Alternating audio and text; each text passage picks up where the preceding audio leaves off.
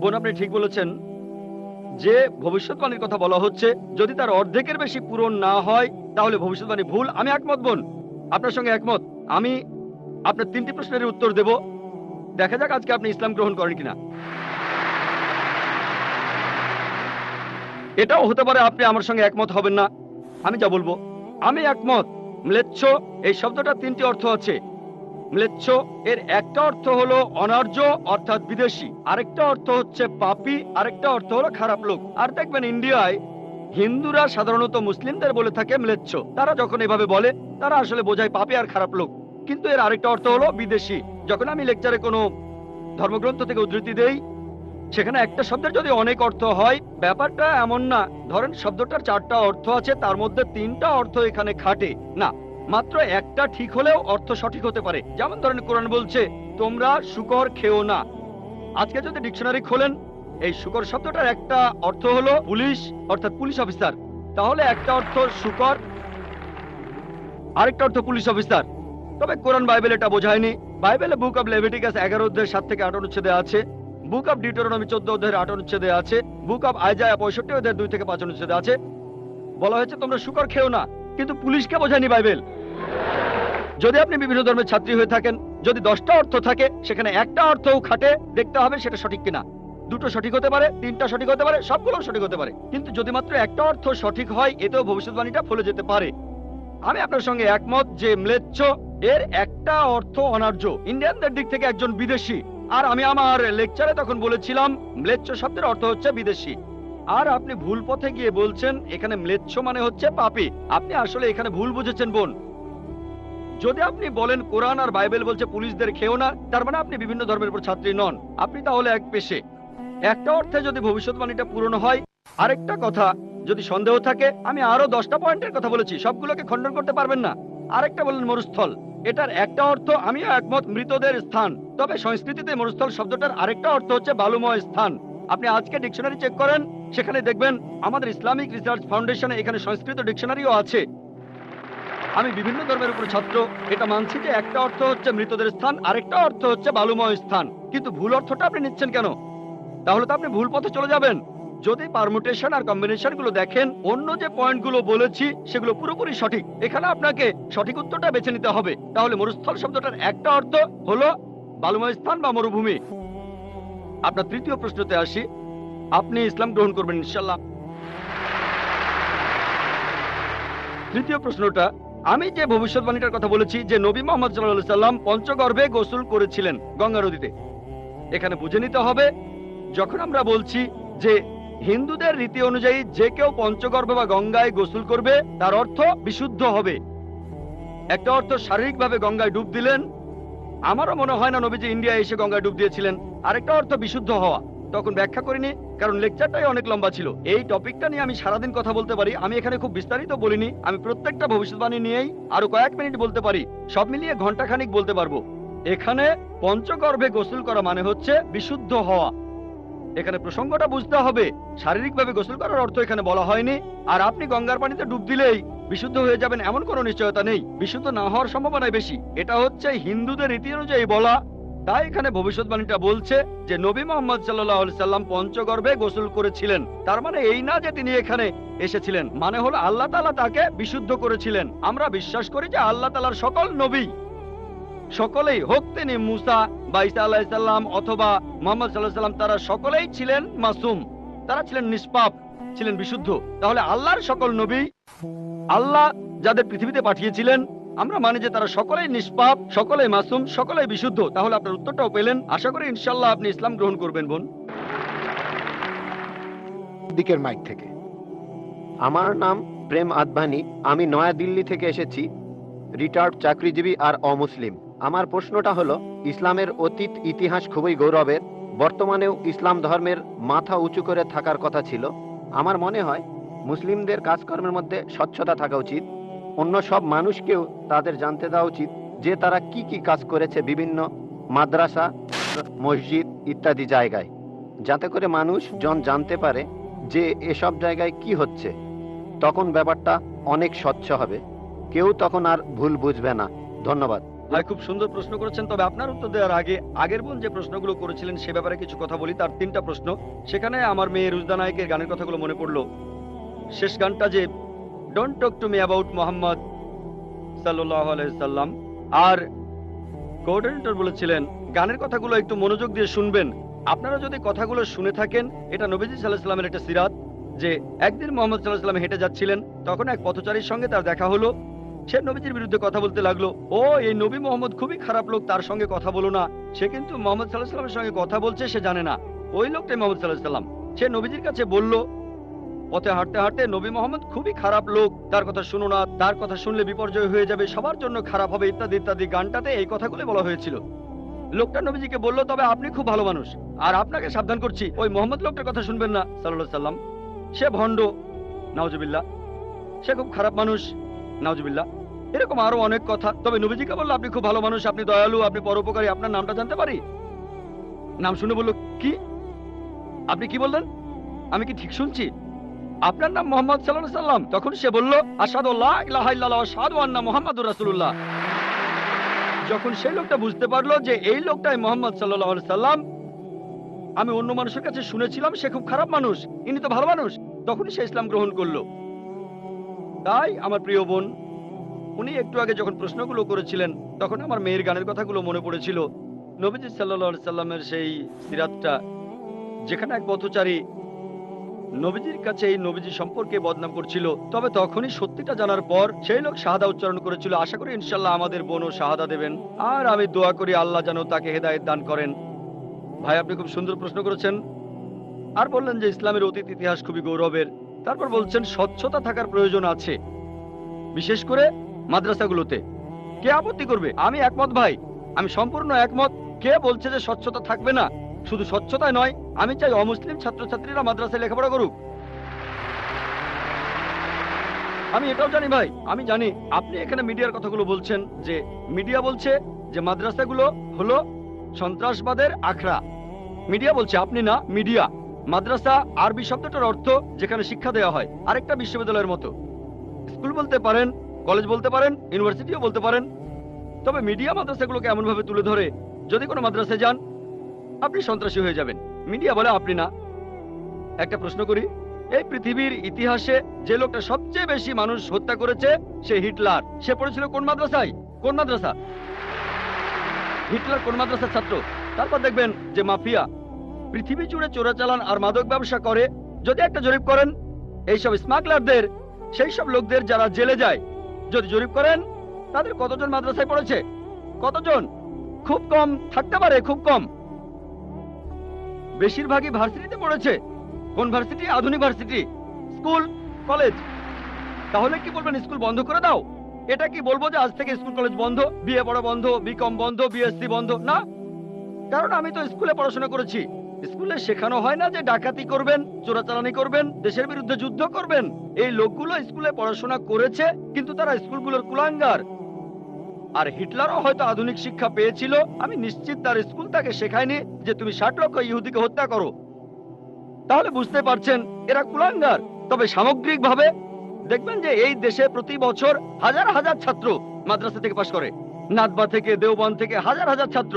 আপনি কি বলবেন এরা সবাই মানুষ মারছে? মোটেই তা নয়। মিডিয়া ব্যাপারটা এভাবে তুলে ধরছে। এখন দেখবেন সরকার মাদ্রাসাগুলোতে যাবে। গত বছর বা তার আগের বছর সরকার নাদবা মাদ্রাসায় গিয়েছিল।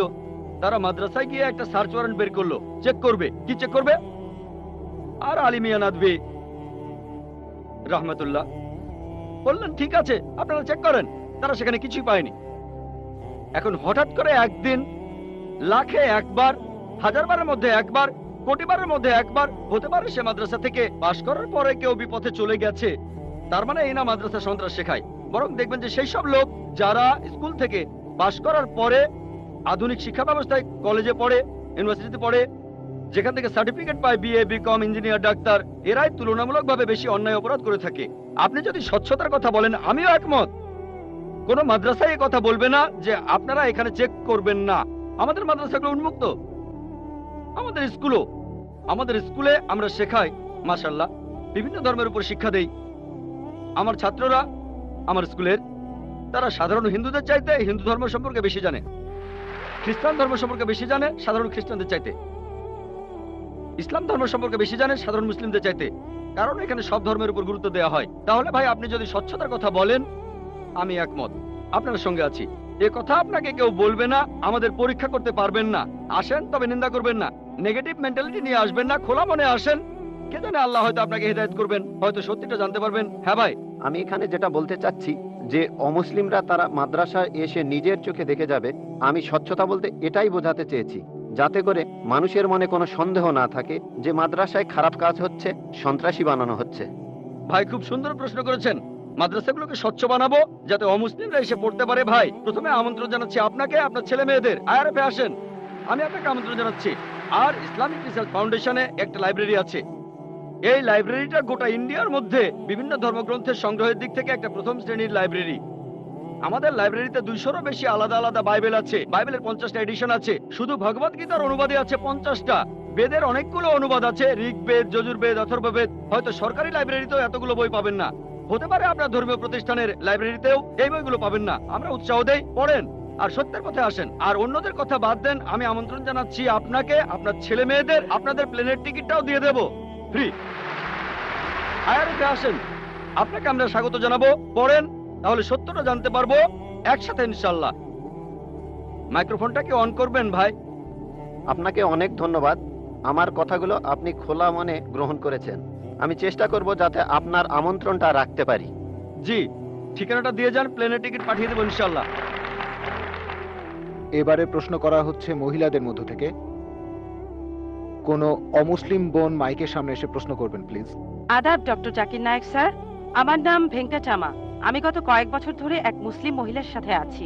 আমার প্রশ্নটা হলো, সবাই বলে কোনো ধর্মই খারাপ কথা বলে না, কিন্তু মুসলিমরা কেন অন্য ধর্মের লোকদের ইসলাম গ্রহণ করতে বলে? বোন, আপনি বললেন যে আপনি একটা মুসলিম পরিবারের সঙ্গে থাকেন অনেক বছর ধরে, তারপর বললেন যে সব ধর্মে ভালো সব কথা থাকে, কিন্তু মুসলিমরা আমাকে ইসলাম গ্রহণ করতে বলে কেন? পয়েন্ট নাম্বার 1, অন্য যেসব ধর্ম আছে সেগুলো যা বলে তার বেশিরভাগ কথাই ভালো, তবে ইসলাম ভালো কথা বলার পাশাপাশি আপনাকে দেখাবে কিভাবে সেটা অর্জন করতে হয়। আমি উদাহরণও দিয়েছি, সব ধর্মই বলে চুরি করো না, ইসলাম একই কথা বলে, তবে ইসলাম দেখিয়ে দেয় কিভাবে সেই অবস্থানে যাবেন যেখানে কেউ চুরি করে না। জাকাত দেন, সাহায্য করেন, এরপর কেউ চুরি করলে তার হাত কেটে ফেলেন, তাহলে চুরি করা বন্ধ হয়ে যাবে, কোনো অপরাধ থাকবে না। এজন্যই আমি বলেছিলাম যে ইসলাম ভালো কথা বলার পাশাপাশি আপনাকে দেখিয়ে দেবে কিভাবে সেটা অর্জন করতে হয়। 2 নম্বর পয়েন্ট, আমি বিভিন্ন ধর্মের একজন ছাত্র হিসেবে বলছি, যদি আপনি হিন্দু ধর্মগ্রন্থগুলো মেনে চলেন, মনে হয় আপনি হিন্দু, যদি হিন্দু ধর্মগ্রন্থগুলো মেনে চলেন, যদি একজন ভালো হিন্দু হন, আপনাদের ধর্মগ্রন্থই বলছে ঈশ্বর মাত্র একজন। আমার লেকচারে অনেক হিন্দু ধর্মগ্রন্থের উদ্ধৃতি দিয়েছি, এক ঈশ্বর। আপনাদের ধর্মগ্রন্থ বলছে মূর্তি পূজা করবে না। ভগবত গীতার 7 অধ্যায়ের 20 অনুচ্ছেদ বলছে জাগতিক আকাঙ্ক্ষা যাদের বুদ্ধিকে আচ্ছন্ন করে রেখেছে তারা নকল ঈশ্বরের পূজা করে, তারা মূর্তি পূজা করে। এক ঈশ্বরে বিশ্বাস করতে হবে। আজকে আমার লেকচারে বলেছিলাম বিশ্বাস করতে হবে অন্তিম ঋষিকে, কল্কি অবতার, যার বাবার নাম হবে বিষ্ণুয়াস আব্দুল্লাহ, তার মায়ের নাম হবে সুমতি আমিনা। তিনি জন্মগ্রহণ করবেন সাম্বালা নামের গ্রামে মক্কা। তিনি জন্মাবেন সাম্বালা শহরের প্রধানের ঘরে, মক্কার প্রধানের ঘরে। তিনি হবেন পুরো মানুষ জাতির পথপ্রদর্শক। তিনি আলোকপ্রাপ্ত হবেন রাতের বেলায় একটা গুহায়। তিনি উত্তর দিকে গিয়ে আবার ফিরে আসবেন। ঈশ্বর তাকে 8টা গুণ দেবেন। তিনি হবেন পৃথিবীর সব মানুষের পথপ্রদর্শক। তিনি একটা ঘোড়ায় চড়বেন, ডান হাতে থাকবে একটা তরবারি, 4 জন সহচর থাকবে তার, তাকে বিভিন্ন সময় ফেরেশতাগণ সাহায্য করবেন। এরকম আরো অনেক অনেক। এই মানুষটা কে? যদি ভালো হিন্দু হয়ে থাকেন তাহলে আপনি এই অন্তিম ঋষিকে বিশ্বাস করবেন, তা না হলে আপনি ভালো হিন্দু নেই। যদি ভালো হিন্দু হয়ে থাকেন তাহলে এক ঈশ্বর বিশ্বাস করবেন, তাহলে আপনি মূর্তি পূজা করবেন না। নাতাস্তি প্রতিমা আস্তি, মহান ঈশ্বর, তার কোনো প্রতিমা নেই, তার কোনো প্রতিমূর্তি নেই, তার কোনো ছবি নেই, তার কোনো ফটোগ্রাফ নেই, তার কোনো ভাস্কর্য নেই। আর আমি বিতর্ক করেছি পণ্ডিতদের সাথে, হিন্দু পণ্ডিত, উনারা শঙ্করাচার্য অনেক, সেখানে আমি কথা বলেছি। কোন শঙ্করাচার্যই আমাকে বলেননি ভাই আপনি ভুল বলেছেন, কেউ না। একটা বিতর্ক করেছিলাম শ্রী শ্রী রবিশঙ্করের সাথে 21শে জানুয়ারিতে। তিনি ইন্ডিয়ায় হিন্দুদের মাঝে খুবই জনপ্রিয় গুরু, আর্ট অফ লিভিং। আমি তাকে বলেছিলাম আর্ট অফ লিভিং এর শ্রেষ্ঠ বই হলো এই পবিত্র কোরআন। আমি তাকে মুসলিমদের এই আর্ট অফ লিভিং এ আমন্ত্রণ জানিয়েছিলাম। আমরা সংখ্যায় এখন 130 কোটি, 130 কোটি মুসলিম। আমি তাকে আমন্ত্রণ জানিয়েছিলাম যদি তিনি ধর্মগ্রন্থগুলো মানেন, তিনি বেদের উপরে একজন বিশেষজ্ঞ, তাকে এটা মানতেই হবে। একইভাবে বোন, আপনাকে বুঝতে হবে অন্য সব ধর্মগ্রন্থগুলো হয়তো আল্লাহর বাণী আপনি বলছেন, সময় বদলানোর সাথে সাথে সেগুলোও কিন্তু বদলে গেছে। স্বামী বিবেকানন্দ বলেছেন বেদের 99%ই হারিয়ে গেছে, বাকি যে 1% আছে সেটা আমাদের কঠোরভাবে মানতে হবে। কঠোরভাবে মানে অন্তিম ঋষিকেও মানতে হবে। তাহলে কঠোরভাবে মানলে আপনি মোহাম্মদ সাল্লাল্লাহু আলাইহি সাল্লামকেও মানবেন, আপনি কোরআনকেও মানবেন, আর আমি আপনাকে এখানে আমন্ত্রণ জানাচ্ছি, এই শান্তির ধর্মে আমন্ত্রণ জানাচ্ছি, যাতে করে আপনি আল্লাহর কাছাকাছি আসতে পারেন। এবারের প্রশ্ন আমার বাম দিকের মাইক থেকে। ইসলাম ধর্মে পাপের সংজ্ঞাটা কি? পাপের প্রকারভেদগুলো কি? আর এই পাপের সাথে হিন্দু আর খ্রিস্টান ধর্মে যে পাপের কথা বলা হয়েছে তার পার্থক্য কি? ধন্যবাদ। এবারের প্রশ্ন আমার বাম দিকের মাইক থেকে। ইসলাম ধর্মে পাপের সংজ্ঞাটা কি? পাপের প্রকারভেদগুলো কি? আর এই পাপের সাথে হিন্দু আর খ্রিস্টান ধর্মে যে পাপের কথা বলা হয়েছে তার পার্থক্য কি? ধন্যবাদ। ভাই, আপনি প্রশ্ন করলেন যে ইসলাম ধর্মে পাপের সংজ্ঞাটা কি, আর হিন্দুইজম বা খ্রিস্টান ধর্মের পাপের সাথে এর পার্থক্যটা কোথায়। এক কথায় পাপ মানে আল্লাহর আদেশগুলো অমান্য করা। আল্লাহ আমাদের নির্দেশ দিয়েছেন, যদি তার বিরুদ্ধে যান সেটাই পাপ।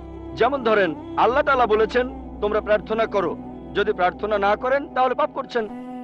আল্লাহ তাআলা বলেছেন তোমরা মদ খেও না, যদি মদ খান তাহলে পাপ করছেন। তাহলে আল্লাহ তাআলার আদেশ অমান্য করা, এক কথায় সেটাই পাপ।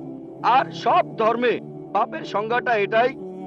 হিন্দু আর খ্রিস্টান ধর্ম একই কথা বলছে। আশা করি উত্তরটা পেয়েছি। এবারের প্রশ্ন আমার বাম দিকের মাইক থেকে। আমি অ্যান্টনি, আমি ফিলোসফির একজন ছাত্র। আপনার লেকচার থেকে আজকে যেটা শিখলাম যে সব ধর্মই বলে এমন সব কথা যেগুলো কমন, আর এমনকি মোহাম্মদও কমন, সব ধর্মেই আছে। কিন্তু পবিত্র কোরআনটা কোন দিক থেকে আলাদা? কোরআন এমন কি বলছে যেটা অন্য ধর্মে বলা নেই? যেমন ধরেন মোহাম্মদ, তার কথা সব ধর্মের বইতেই তো বলা হয়েছে। ভাই, খুব সুন্দর প্রশ্ন করেছেন।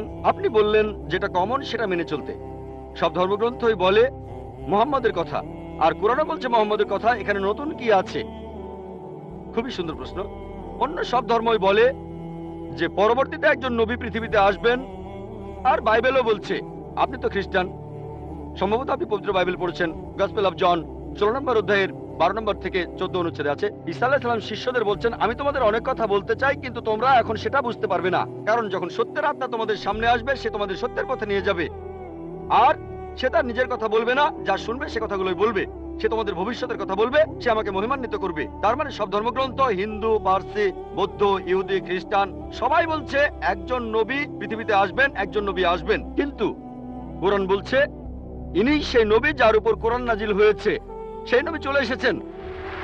যখন আপনি ক্লাস 1-এ পড়ছেন, আপনার স্কুলে সবার উপরে ক্লাস 10, তারপর ক্লাস 2-তে উঠলেন, তখনও লক্ষ্য ক্লাস 10, তারপর ক্লাস 3-তে উঠলেন, তখনও ক্লাস 10ই লক্ষ্য। এখানে শুধু স্কুলের কথা বলছি। Class 5, class 6, class 7, class 8, class 9, তারপর ক্লাস 10-এ উঠলেন, তারপর এসএসসি পরীক্ষা দেবেন, ঠিক? তার মানে এই না যে ক্লাস 1 আর ক্লাস 10 এর পড়াশোনা এক। আপনি ক্লাস 10 এর জন্য প্রস্তুতি নিচ্ছেন। প্রস্তুতি নেওয়া হয়েছে 1400 বছর আগে। আল্লাহ তাআলা এই নবীকে পাঠিয়েছেন। যীশু খ্রিস্ট বলেছেন, আমি তোমাদের অনেক কথা বলতে চাই, কিন্তু তোমরা এখন তা বুঝতে পারবে না, কারণ যখন সত্যের আত্মা তোমাদের সামনে আসবে সে তোমাদের সত্যের পথে নিয়ে যাবে। তাহলে 1400 বছর আগে আল্লাহ তাআলা বুঝেছিলেন যে সেটাই সঠিক সময়। এখন পৃথিবীর মানুষ এই কথাগুলো বুঝতে পারবে, অর্থাৎ পবিত্র কোরআন। অন্যান্য সব ধর্মগ্রন্থে কথা বলা হয়েছে যে মহান ঈশ্বর একজন। বর্ণনাগুলো হয়তো আলাদা। সব ধর্মগ্রন্থই বলছে এক স্রষ্টার কথা। আমরা মানব নবীদের আর চূড়ান্ত নবী মুহাম্মদ সাল্লাল্লাহু আলাইহি ওয়াসাল্লামকে। সারমর্মটা হচ্ছে একই, বর্ণনাগুলো হয়তো আলাদা।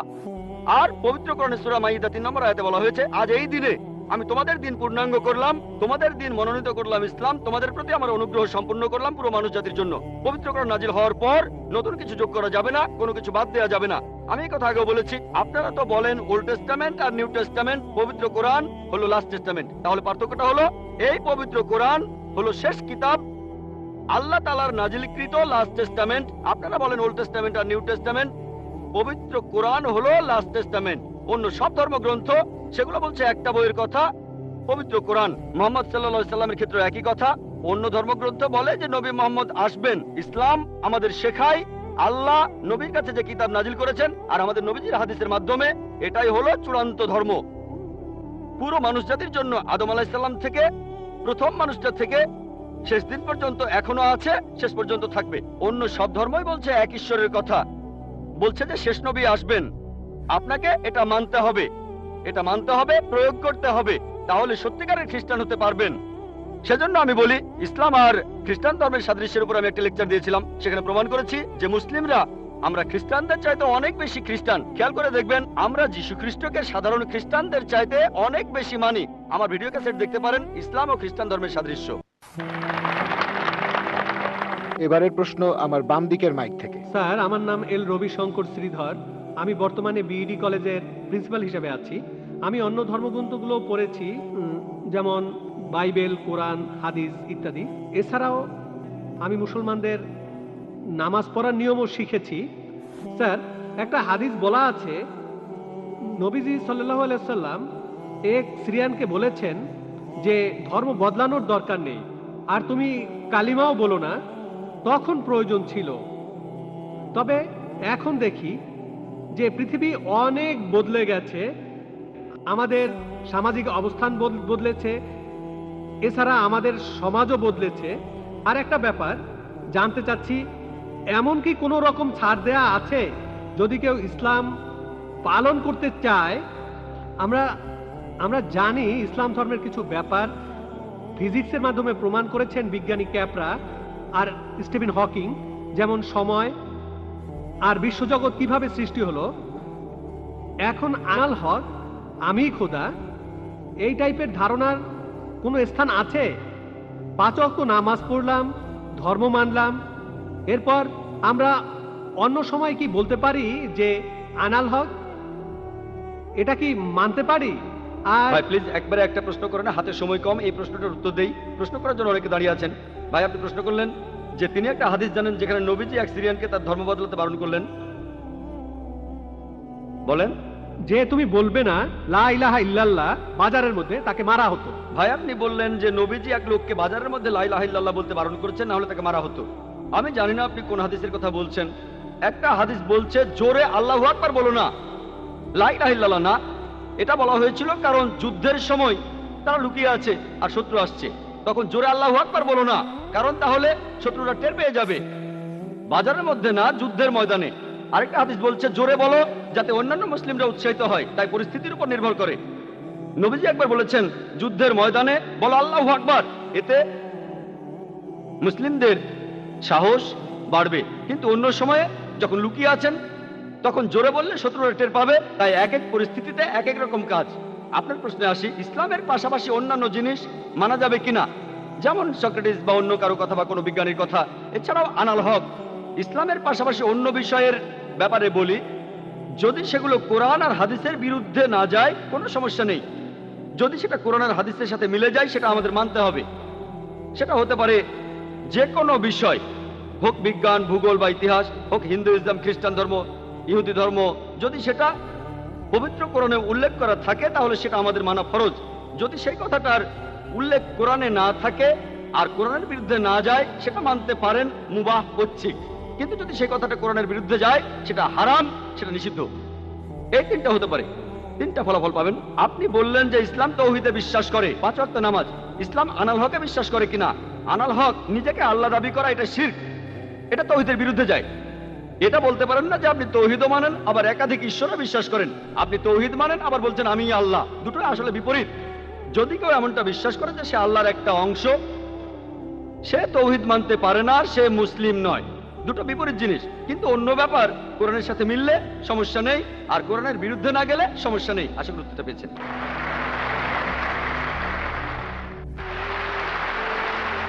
এবারের প্রশ্ন বাম দিকের মাইক থেকে। আজ এই অনুষ্ঠানে আসতে পেরে আমার খুবই ভালো লাগছে। আপনার এই মূল্যবান কথাগুলো সবারই কাজে আসবে। আমরা আপনার লেকচার শুনে খুবই মুগ্ধ হয়েছি, অনেকের দৃষ্টিভঙ্গিও বদলেছে। আমার নাম রাম দাস, ইলেকশন বোর্ডের পার্সেস অফিসার। আমি একজন হিন্দু, তারপরও আমি ইসলাম ধর্মকে অনেক শ্রদ্ধা আর ভালোবাসি। আমি আপনার কথার সাথে একমত যে হিন্দু ধর্ম কখনোই মূর্তি পূজার কথা বলে না। আসলে আমাদের হিন্দু ধর্মকে সবসময় প্রভাবিত করেছে তথাকথিত ধর্মীয় নেতারা। তারা তারা মানুষকে ভুল পথে নিয়ে যাচ্ছে। শতকরা 90% হিন্দু ভুল পথে চলে যাচ্ছে মূর্তি পূজার নামে। বেদ আর উপনিষদ কখনই মূর্তি পূজার কথা বলে না। যেটা বলা হয়েছে সেটা রূহ। এটা কথা বলা হয়েছে রূহ খোদা কি ইনায়েতে হ্যায়। এই রূহকে খ্রিস্ট ধর্মে আত্মা বলা হয়, ইসলাম ধর্মে রূহ, হিন্দু ধর্মেও আত্মা। এটা খুবই দুর্ভাগ্য যে সব ধর্মের তথাকথিত ধর্মীয় নেতারাই এতে কোনো রকমের সন্দেহ নেই, হোক সে মুসলিম, খ্রিস্টান বা হিন্দু, এতে কোনো রকমের সন্দেহ নেই পৃথিবীর সব মানুষকে ভুল পথে পরিচালিত করেছে। আপনার কাছে আমার প্রশ্ন, আপনি একজন যথেষ্ট জ্ঞানী মানুষ। আমার আগে এক ভদ্রলোক প্রশ্ন করেছিলেন, তিনি ঠিকই বলেছিলেন ইসলামের অতীত খুব গৌরবের। তবে বর্তমান সময়ে পৃথিবীতে ইসলাম সবার জন্য একটা হাসির খোরাকে পরিণত হয়েছে। এর কারণ হলো ইসলামের ঠিকাদাররা, নেতারা ঠিক হিন্দু নেতাদের মতোই তাদের অনুসারীদের ভুল পথে নিয়ে যাচ্ছে, ভুল জিনিস শিখাচ্ছে। কোনো হিন্দু ভাই যদি কোনো মুসলিমকে রক্ত দেয় সে হয়তো বেঁচে যাবে, যদি কোনো হিন্দু কোনো একজন মুসলিমকে রক্ত দেয় তাহলে তার জীবন বাঁচলো। এখানে এটা কি হতে পারে? যেহেতু হিন্দু রক্ত নিয়েছে তাই সে হিন্দু হয়ে যাবে? এটা আমার প্রথম প্রশ্ন। প্লিজ আরেকটু সময় দিন, আমার আরেকটা প্রশ্ন আছে। এখানে ধরেন যার জীবন বাঁচলো সে তো দোয়া করবে, আসো বাবা আসো, আমার জীবন বাঁচিয়েছো। রক্তের বিভিন্ন গ্রুপ আছে, এ পজিটিভ, বি পজিটিভ। এখানে তো জীবন বাঁচানোর প্রশ্ন, এখানে কি ধর্মের গুরুত্বটা বেশি? এটাই প্রথম প্রশ্ন। আর এখানকার লোকজন আত্মাকে চিনতে চায় না, বস্তুর চাহিদা মিটলেই তারা খুশি। ইসলাম সবাইকে ভালোবাসার কথা বলে, সব ধর্মই ভালোবাসার কথা বলে, কিন্তু ইসলাম ধর্ম সেই ভালোবাসা অর্জনের কথা বলে। কিভাবে ভালোবাসা অর্জন করতে হবে, এই জন্য ইসলামে জাকাত আছে। এই জাকাত গরিব মানুষদের সাহায্য করা, প্রতিবেশীকে সাহায্য করা। গরিবের মেয়ে বিয়ে হচ্ছে না, বিয়ে দিয়ে দাও, গরিবকে সাহায্য করা। অন্য কোনো ধর্ম ইসলামের মতো এত মহান নয়। এটা খুবই মহান ধর্ম। দুর্ভাগ্যের কথা, বাস্তব এর কোনো প্রয়োগ হচ্ছে না। তাই আগের ভদ্রলোক বললেন মাদ্রাসাগুলো স্বচ্ছ হওয়া উচিত। সত্যি বলতে আপনারা ধর্মীয় নেতাদের বোকামির কারণে ইসলাম ধর্ম উপরে উঠছে না, বরঞ্চ বরবাদ হয়ে যাচ্ছে। খ্রিস্টান ধর্ম, তারা পৃথিবীতে রাজত্ব করতে চায়, তারা ইসলামের ক্ষতি করতে চায়। ইসলামের প্রতি খ্রিস্টানদের মনোভাব বিরূপ। হিন্দু ধর্ম, তারা এখানে ঠিক থাকতে চায়, স্বাভাবিক। তাহলে এরাই হলো ধর্মীয় নেতা। তারা জানে না রূহ কি। রূহ হলো আল্লাহর দয়া। উপনিষদে আছে, ইসলামে আছে, বাইবেলে আছে। আর সব ধর্মই বলে ভালোবাসা, ইসলামও বলে। এটাই আমার প্রথম প্রশ্ন। দ্বিতীয় প্রশ্নটা হলো, হিন্দু ধর্ম নারীকে খারাপ চোখে দেখে, ইসলামও খারাপ চোখে দেখে। খ্রিস্টান ধর্ম, পৃথিবীতে নারী না থাকলে, আপনি একটু আগে একজনকে বললেন যে পুরুষ লোক বাচ্চা জন্ম দিতে পারে না। হ্যাঁ, পুরুষ লোক কোনো বাচ্চা জন্ম দিতে পারে না, বাচ্চার জন্ম দেন মা, একজন নারী। তাহলে ব্যাপারটা কি দাঁড়াচ্ছে? যে পুরুষকে জন্ম দিচ্ছে একজন নারী, সেই পুরুষই নারীকে ছোট করছে, সে হোক হিন্দু, খ্রিস্টান বা মুসলিম। এভাবে দেখবেন যে সব ধর্মেই একই রকম অবস্থা চলছে। আমরা সবাই, সব ধর্মই এখন ধ্বংসের পথে যাচ্ছে। নারীকে কোনো ধর্মই সম্মানের চোখে দেখা হয় না। পৃথিবীর সব ধর্মই নারীদেরকে সবসময় খারাপ চোখে দেখছে। এটাই আমার দ্বিতীয় প্রশ্ন। ইসলাম কি বলে যেদিন কিয়ামত হবে, তার মানে মহাপ্রলয়, ইসলাম ধর্ম কিয়ামত সম্পর্কে কি বলছে? আপনাকে ধন্যবাদ এই ছোট্ট লেকচারের জন্য, ভালো কথাগুলোর জন্য ধন্যবাদ। আপনি বললেন আমার কথা আর ইসলাম ধর্মের কথা। আমার কথা যদি বলেন, সমস্ত প্রশংসা শুধুমাত্র আল্লাহ তাআলার। বললেন আমি জ্ঞানী, বললেন আমি অনেক জানি, আমি শুধুমাত্র একজন ছাত্র। আমি নিজেকে একজন ছাত্র মনে করি ইসলাম ও অন্যান্য ধর্মের উপর। আপনি দুটো প্রশ্ন করলেন, প্রথমটা রূহ নিয়ে, তারপর নারী নিয়ে। এছাড়াও আপনি বেশ কিছু মন্তব্য করেছেন। আপনি বললেন তথাকথিত ধর্মীয় নেতারাই সমস্যা তৈরি করছে। বেশিরভাগ ব্যাপারে আমি একমত। এছাড়াও আপনি মন্তব্য করলেন যে ইসলামের বদনাম করা হচ্ছে, ইসলামের ধর্মীয় নেতাদের কারণে এটা হচ্ছে। ইসলামের বদনাম ছড়াচ্ছে এদের কারণেই। অন্যান্য ধর্মের ধর্মীয় নেতাদের কথা যদি বলি, তারা তাদের অনুসারীদের ধর্মগ্রন্থ পড়তে দিতে চায় না। এখন আমি যদি ইসলামের কথা বলি সামগ্রিকভাবে, আমি ইসলামের ধর্মীয় নেতাদের উপরে দোষ চাপাবো না, তারা দোষী নয়। সামান্য কিছু কুলাঙ্গার থাকতে পারে, খুবই সামান্য, হাতে গোনা কয়েকজন এমন নেতা থাকতে পারে যারা ভুল পথে নিচ্ছে, কিন্তু এরা সংখ্যায় অনেক কম। মিডিয়া তাদের বেছে নেয় আর এমন ভাবে তুলে ধরে যেন ইসলামের প্রত্যেক ধর্মীয় নেতাই এরকম। তাই ইসলাম ধর্মের বিভিন্ন নেতা, বিশেষজ্ঞ, উলামার কথা যদি বলতে হয়, তাদের ভালোবাসি, তাদের শ্রদ্ধা করি। হাতে গোনা কয়েকজন, খুবই সামান্য তারা, এরাই মানুষকে ভুল পথে নিয়ে যায়। তবে সামগ্রিকভাবে আলহামদুলিল্লাহ তারা সব ভালো কথা বলেন, তারা ইসলামের কথা বলেন, আমরা তাদের ভালোবাসি, শ্রদ্ধা করি। অন্য ধর্মের ছবিটা আলাদা। পৃথিবীর বেশিরভাগ ধর্মীয় নেতারা, অন্য ধর্মের নেতারা, তারা এটা করে না। তারা তাদের মুসলিম মানে যে আল্লাহর কাছে নিজের ইচ্ছাকে সমর্পণ করে। আর সত্যিকারের মুসলিম কোন নারীর দিকে কখনো খারাপ দৃষ্টিতে তাকাবে না। যদি কেউ করে সে মুসলিম নয়। আল্লাহ পবিত্র কোরআনে বলেছেন, সূরা নূরের 30 আয়াতে উল্লেখ করা হয়েছে, মানুষ শুধু নারীর হিজাবের কথা বলে। আল্লাহ তাআলা পবিত্র কোরআনে প্রথমে বলেছেন পুরুষের হিজাবের কথা। মুমিন পুরুষদের বলো তারা যেন দৃষ্টি সংযত আর লজ্জাস্থান হেফাজত করে। যখন কোনো পুরুষ কোনো নারীর দিকে তাকাবে, তখন তার মনে, সেই পুরুষের মনে কোনো খারাপ চিন্তা আসলে সে দৃষ্টি নিচু করবে। আপনাদের বেদেও কথা আছে। যদি আপনি ঋগ্বেদ পড়েন 8 নম্বর গ্রন্থ 33 নম্বর অনুচ্ছেদের 19 নম্বর মন্ত্র, ব্রাহ্ম তোমাদের নারী বানিয়েছেন, সুতরাং দৃষ্টি নিচু করো আর মাথার উপরে কাপড় দাও। হিন্দু ধর্মগ্রন্থ নারীদের শ্রদ্ধা করে, তবে সেই ধর্মগ্রন্থে এমন কথাও আছে যেগুলো নারীদের ছোট করেছে, সেগুলো বলতে চায় না। যদি মনুস্মৃতি পড়েন, সেখানে নারীদের বিরুদ্ধে অনেক কথা আছে, সেগুলো আমি এখানে বলতে চাই না, কারণ আমি চাই না কেউ বলুক ডক্টর জাকির নায়েক হিন্দু ধর্মের সমালোচনা করছেন। পবিত্র বাইবেলেও নারীদের সম্পর্কে ভালো কথা আছে, আবার খারাপ কথাও আছে। ভালো কথাগুলো এখানে বলতে পারি, খারাপ কথাগুলো বলতে চাচ্ছি না। আমি চ্যালেঞ্জ করছি, কেউ আমাকে পবিত্র কোরআনের এমন একটা কথা দেখান যেটা নারীদের বিরুদ্ধে বলেছে। নারীদের বিরুদ্ধে একটা সহিহ হাদিস দেখান যেটা নারীদের বিরুদ্ধে বলেছে। হ্যাঁ, প্রত্যেক সম্প্রদায়ে কিছু কুলাঙ্গার দেখতে পাবেন। এমন কিছু মুসলিম হয়তো আছে যারা শুধু নামেই মুসলিম। তারা মেয়েদের দিকে তাকাতে পারে, মেয়েদের উত্ত্যক্ত করতে পারে, তবে তারা সত্যিকারের মুসলিম নয়। আপনি বললেন যে ইসলাম আর মুসলিমরা মেয়েদের খারাপ চোখে দেখে। যদি এই কথাটা বলে থাকেন, ভুল বলেছেন। যদি হিন্দু ধর্মগ্রন্থের সেই কথাগুলোর উদ্ধৃতি দিয়ে বলেন যে হিন্দু ধর্ম নারীদের বিরুদ্ধে কথা বলে, আমি বিভিন্ন ধর্মের উপর একজন ছাত্র হিসেবে কথাটা মেনে নেব যে হ্যাঁ, আপনি মনুস্মৃতির সেই অনুচ্ছেদগুলোর কথা বলছেন যেগুলো নারীদের বিরুদ্ধে বলে। যদি বাইবেলে নারীদের বিরুদ্ধে বলা কথাগুলোর উদ্ধৃতি দেন, হ্যাঁ, সেগুলো তো বাইবেলে লেখা আছে। তবে আমি চ্যালেঞ্জ করছি, পবিত্র কোরআনে এমন মাত্র একটা আয়াত দেখান যেখানে নারীদের বিরুদ্ধে কথা বলে। এমন মাত্র একটা সহিহ হাদিস দেখান, আমাদের নবী সাল্লাল্লাহু আলাইহি ওয়াসাল্লামের মাত্র একটা কথা দেখান যেটা নারীদের বিরুদ্ধে বলেছে। সত্যি বলতে মুহাম্মদ সাল্লাল্লাহু আলাইহি ওয়াসাল্লাম হলেন পৃথিবীর প্রথম মানুষ যিনি নারীদের উপরে তুলেছেন আর তাদের সমান অধিকার দিয়েছেন। আমি একটা লেকচার দিয়েছিলাম ইসলামে নারীর অধিকার, এছাড়াও আরেকটা লেকচার ইসলাম এবং অন্যান্য ধর্মের নারীর অধিকার আমি সেখানে দেখিয়েছি। তাই আপনি যখন বললেন ইসলাম নারীদের অসম্মান করে, কথাটা ঠিক নয়। তবে আমি ইসলাম সম্পর্কে এই কথা বলিনি। ইসলাম সবসময় নারীদেরকে মর্যাদা দিয়েছে। মুসলিমরা এই কাজটা করেছে, যে তারা মুসলিমরা এই কাজ করছে। আর হিন্দু বা খ্রিস্টান এরাও নারীদের ছোট চোখে দেখে। ইসলাম কখনো এটা করে না। ধন্যবাদ আপনাকে, অনেক ধন্যবাদ ভাই, আপনাকে অনেক ধন্যবাদ। আমি একথাই বলেছি। তবে মুসলিমরা দুর্ভাগ্যজনকভাবে ইসলামের অনুসারীরা এই জিনিসটা প্রয়োগ করে না। হ্যাঁ ভাই, আমি আপনার সঙ্গে একমত। আমি বলেছিলাম কিছু লোক এমন, এখন ধরেন মার্সিডিজ গাড়ি কত ভালো এটা জানার জন্য যদি ড্রাইভারের সিটে কোনো আনাড়ি লোককে বসান, আর সেই ড্রাইভার যদি গাড়িটা অ্যাক্সিডেন্ট করে, কাকে দোষ দেবেন? গাড়ি না ড্রাইভারকে? ড্রাইভারকে দোষ দেবেন। মার্সিডিজ গাড়ি কত ভালো এটা জানতে যদি চান, চেক করেন সেখানে কি কি আছে, এভারেজ স্পিড কেমন, পিকআপটা কেমন, গিয়ার রেশিও কেমন, নিরাপত্তা ব্যবস্থাগুলো কি কি। তাহলে ইসলামকে বিচার করতে চাইলে পবিত্র কোরআন আর সহিহ হাদিস পড়েন। মুসলিমদের দেখবেন না। যদি গাড়িকে পরীক্ষা করতে চান, তাহলে আপনি ড্রাইভারের সিটে পাকা ড্রাইভারকে বসান। শ্রেষ্ঠ মুসলিমের দৃষ্টান্ত নবীজি সাল্লাল্লাহু আলাইহি ওয়াসাল্লাম। খ্রিস্টান ধর্মে পবিত্র বাইবেলে আছে, বুক অফ জেনেসিস 3 অধ্যায়ের 16 অনুচ্ছেদে মহান ঈশ্বর বলেছেন, তোমরা নারী, তোমরা খুব যন্ত্রণা পেয়ে সন্তানের জন্ম দেবে। এটা নারীদের প্রতি ঈশ্বরের অভিশাপ, গর্ভধারণ নারীদের জন্য শাস্তি। ইসলাম ধর্মে গর্ভধারণ নারীদের জন্য সম্মানের। পবিত্র কোরআনে সূরা নিসার 1 নম্বর আয়াতে উল্লেখ করা হয়েছে, গর্ভধারিণী মাকে সম্মান করো। পবিত্র কোরআনে সূরা লুকমানের 14 নম্বর আয়াতে উল্লেখ করা হয়েছে, আমি মানুষকে তাদের বাবা মায়ের সাথে ভালো ব্যবহার করার নির্দেশ দিয়েছি। মা অনেক কষ্ট সহ্য করে সন্তানকে গর্ভধারণ করেন, অনেক কষ্ট পেয়ে সন্তানের জন্ম দেন। নবীজি বলেছেন, যদি তোমরা তোমাদের মাকে সোনার পাহাড়ও এনে দাও, তোমাকে যে 9 মাস গর্ভে ধারণ করেছিলেন তার বিনিময়ে, তারপরও শোধ হবে না। ইসলাম এই কথাই বলছে।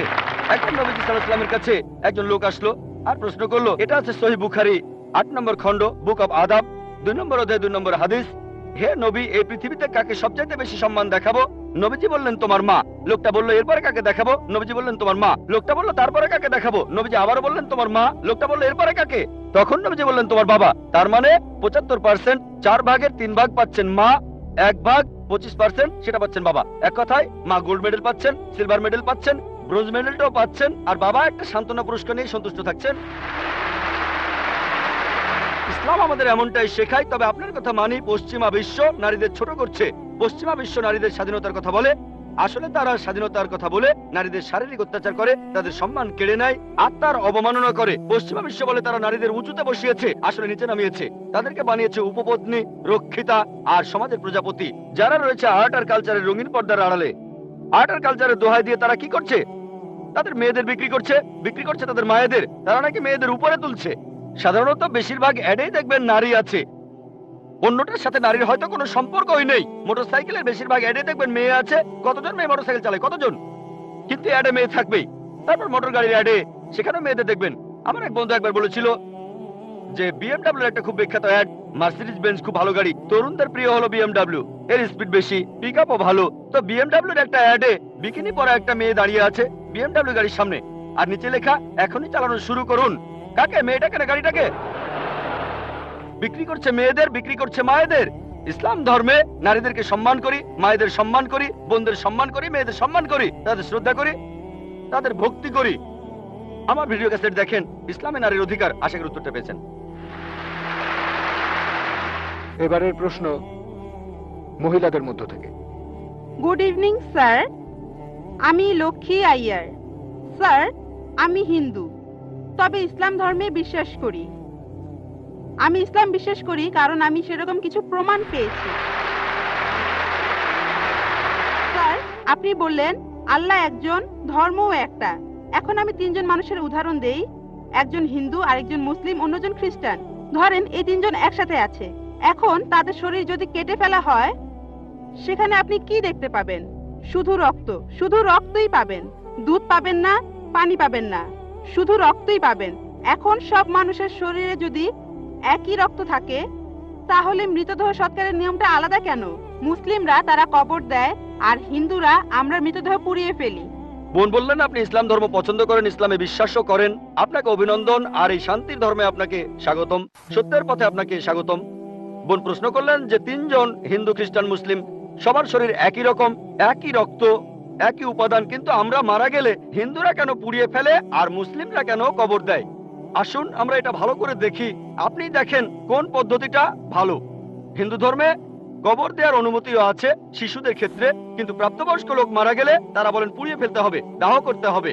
অবশ্য হিন্দুদের কেউ কেউ বলেন যে কবর দিতে হবে। আসুন আমরা এখন ভালো করে দেখি যে শবদেহ, মৃতদেহ পোড়ানো আর কবর দেয়া।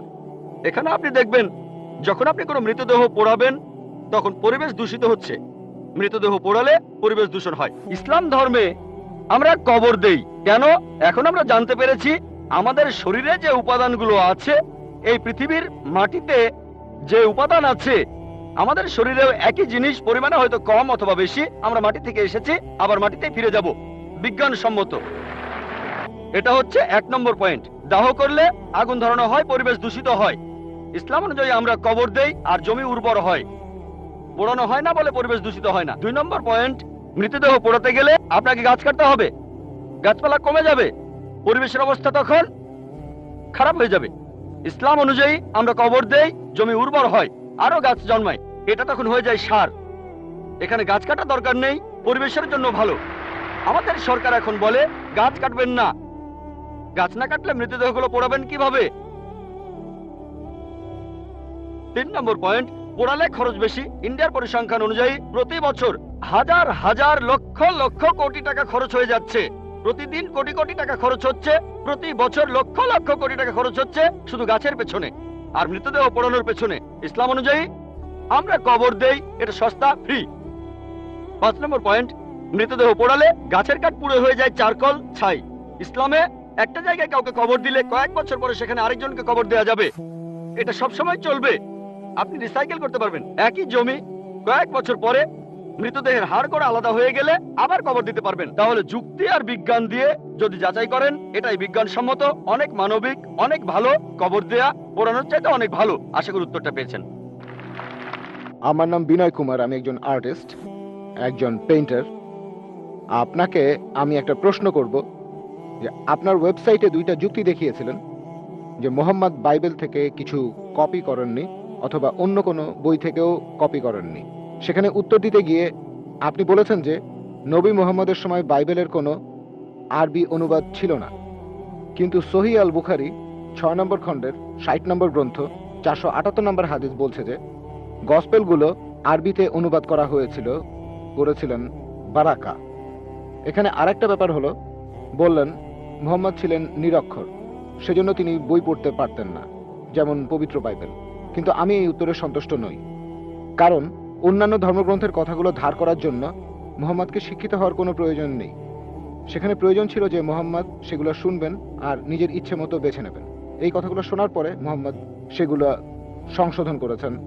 তারপর তিনি ধর্মীয় আবরণে সেটাকে ঢেকে দিয়েছেন আর দাবি করেছেন এটা আল্লাহর আসমানি কিতাব। ভাই, আপনি খুব সুন্দর প্রশ্ন করেছেন। আমাদের ওয়েবসাইটে গিয়েছেন শুনে খুব ভালো লাগছে। ইনশাআল্লাহ আপনি সত্যের পথে আসবেন। আমার ধারণা